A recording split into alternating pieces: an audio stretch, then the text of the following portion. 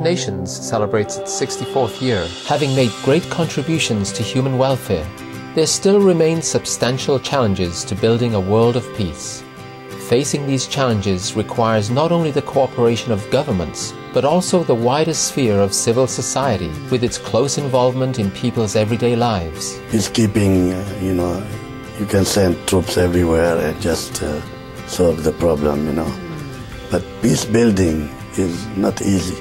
Maybe politicians can stop wars, but then ending a war doesn't end the seeds of conflict.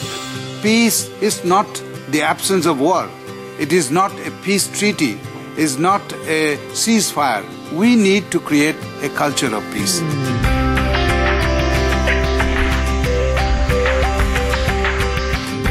The Universal Peace Federation, a non-governmental organization, is working through its many grassroots activities and educational programs around the world. We want to try to understand, is there a fundamental cause which is at the root of all conflict? And I'm reminded of the expression, the heart of the human problem is the human heart. This organization has shown its desire to pioneer some innovative thinking and propose many worthwhile initiatives to advance peace. The UPF seeks to support the peace-building efforts of the United Nations through its three main initiatives. The first of these is to strengthen families. We feel that the family is the building block to build world peace, and without strengthening families, we cannot achieve this goal. Everything that you learn is inside the family. And if you learn happiness, if you learn love, if you're experiencing that, then automatically you're going to share that with whoever you meet outside of the family. Many of the UN MDGs are directly connected to the well-being of women and families.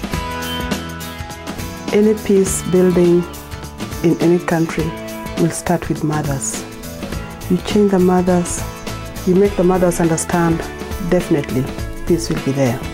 My message to every woman in the world is to keep the faith and be who you are. Make sure you do your choice, because we have a freedom. We also emphasize the role of young people and convene programs that encourage responsible leadership to help secure a peaceful future. Educating our young men and women is the priority of priorities, because this is the generation that will take the mantle from the older generation, and it is the generation that will pass over the baton to the next generation.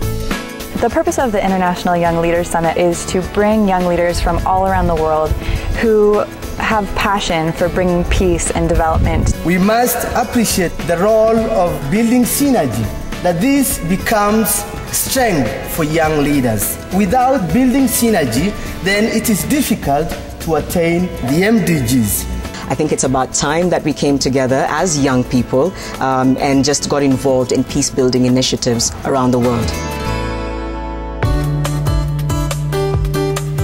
The second initiative is service, which we believe to be important, not only in building good character, but also as a means to achieving many of the United Nations MDGs.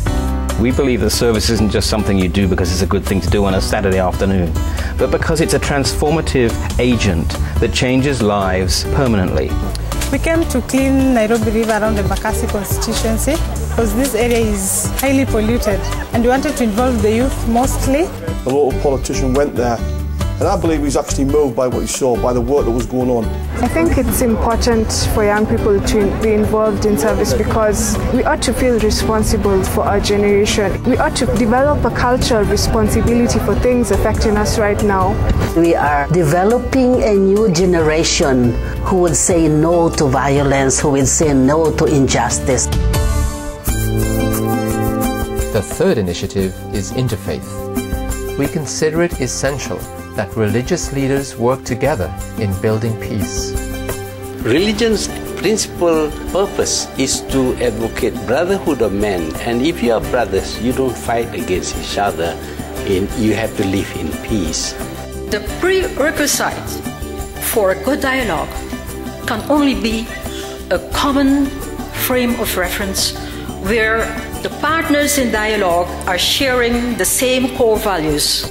We should try to bring together the great cultures of the world through interfaith dialogue to prevent a clash among civilizations or to prevent a clash among religions. We advocate strengthening the voice of religion and spirituality within the UN system, and in the year 2000, UPF's founder, the Reverend Dr. Sun Myung Moon, advocated the establishment of a spiritual council at the UN. The real reason we need to come together and why we want this council at the United Nations is that there is an important spiritual and moral dimension to all the major problems that face our society. I think its religious community perhaps can help the work of reconciliation and forgiveness. Former Speaker of the House in the Philippines and UPF Global Peace Councillor Jose de Venecia Jr. discussed this issue with UN Secretary General Ban Ki-moon, and it is encouraging that there is now a focal point in the UN Secretariat for interreligious and intercultural dialogue. The United Nations needs to collaborate with organizations that can go right down to the grassroots. You can't deal with many of those conflicts by simply looking at the political side of it. You have to engage religious leadership in the discussion about how to solve these problems.